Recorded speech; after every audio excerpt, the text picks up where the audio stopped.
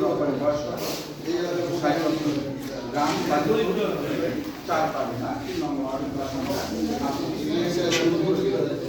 কতদিন ধরে কাজ করতেছেন? 16 বছর ধরে আপনি বিক্রি করেছেন। তো আমরা যখন আপনাদেরকে গণপ্রজাতন্ত্রী বাংলাদেশ সরকার যখন আপনাদেরকে টিসিপি ডিলারশিপ দেয় অনেকগুলো শর্তের প্রেক্ষিতে আপনাদেরকে কিন্তু মানে ডিলারশিপ দিয়ে থাকে। এর মধ্যে আমাদের একটা অপশন আছে খুব সুন্দর 10-এর খ, যে অপশনে বলা আছে যে কোনোভাবেই কী করা যাবে না, যেই পণ্য আপনারা বিক্রি করেন সেই পণ্যের পরিবর্তন করে অন্য পণ্য বিতরণ করা যাবে। একই বিষয় আপনারা হচ্ছে ক্রেতা আর যারা তারা হচ্ছে ভোক্তা বা জনসাধারণ। তো আমাদের ভোক্তাদের যে আইন সেই ভোক্তাদের অধিকার সংরক্ষণ করার জন্য আমাদের সংরক্ষণ আইন 2009, এই 2009 যে আইনটা আছে 45 ধারা করতেছে যে প্রতিষ্ঠিত পণ্য বা সেবা মূল্যের বিপরীতে যথাযথভাবে সরবরাহ করা।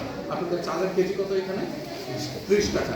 তো এই 30 টাকা দিয়ে কিন্তু আমাদের খাদ্য গোদাম থেকে একদম সরকার কর্তৃক নির্ধারিত ফ্রেশ একটা চাল দেওয়া হয়।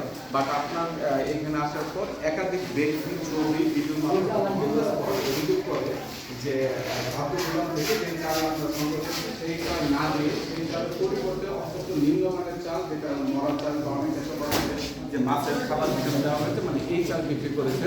এবং লোকজন খুব কষ্ট করে আক্ষেপ করে যে এর মধ্যে তো অভিযোগ করে আসছে যে স্যার আমরা গরিব মানুষ দেখে কি মানে মানুষ না এই চালের ভাত আমরা কীভাবে খাই। তো মেনটেন আপনি স্বীকার করেছেন যে আপনি এই কাজটা করে ভুল করেছেন, ভবিষ্যতে আর করবেন না। আপনার মাধ্যমে এই কাজ হবে ভবিষ্যতে না। যদি ভবিষ্যতে এই কাজ আর না হয়ে থাকে সেই ক্ষেত্রে আপনাকে ভোক্তা অধিকার সংরক্ষণ আইন 2009 যেটা 45 ধারা ধারাটা করে শোনাচ্ছি আপনাকে। প্রতিশ্রুত পণ্য বা সেবা যথাযথ বিক্রয় বা সরবরাহ না করিবার দণ্ড। কোনো ব্যক্তি প্রদত্ত মূল্যের বিনিময়ে, যেটা আপনার ক্ষেত্রে ছিল 30 টাকা, প্রতিশ্রুত পণ্য অর্থাৎ যেটা আমাদের খাদ্য গুদাম থেকে ফ্রেশ চাল দেওয়া হয়েছিল, প্রতিশ্রুত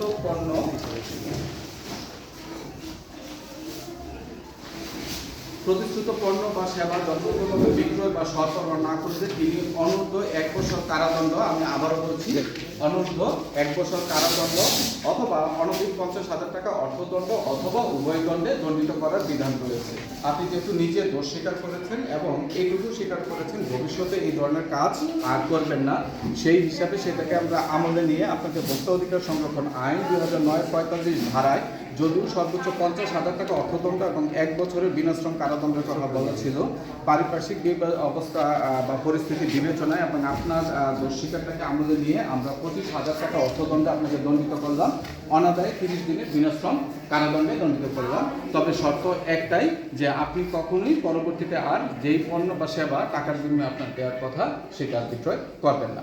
এবং সাংবাদিক প্রতিনিধি যিনি আছেন আপনার মাধ্যমে পুরো বাজিতপুরবাসীকে আমরা জানাতে চাই যে এই ধরনের অভিযান অব্যাহত থাকবে। সাথে আমাদের ইন্টেলিজেন্স আছে, পুলিশ ডিপার্টমেন্ট আছে এবং অন্যান্য যারা অফিসার এটার সাথে সংযুক্ত, আমরা সবাই একসাথে কাজ করতেছি যাতে বাজিতপুরের জনসাধারণ যারা আছে তারা যাতে টাকার বিনিময়ে প্রকৃত পণ্য বা সেবাটা যাতে পায় এবং জনগণ যাতে কোনোভাবে বঞ্চিত না হয়। এবং এই ক্ষেত্রে আমাদের যিনি মাননীয় সংসদ সদস্য আছেন এবং অন্যান্য রাজনৈতিক দলের নেতাকর্মী যারা আছেন তারাও এই বিষয়ে একাত্মতা ঘোষণা করেছে যে জনগণের ভোগান্তির বিষয়ে এক চুলো ছাড় দেওয়া হবে না। তো প্রশাসন, জেলা প্রশাসন আমরা সবাই একযোগে ইনশাল্লাহ কাজ করব। ধন্যবাদ সবাইকে।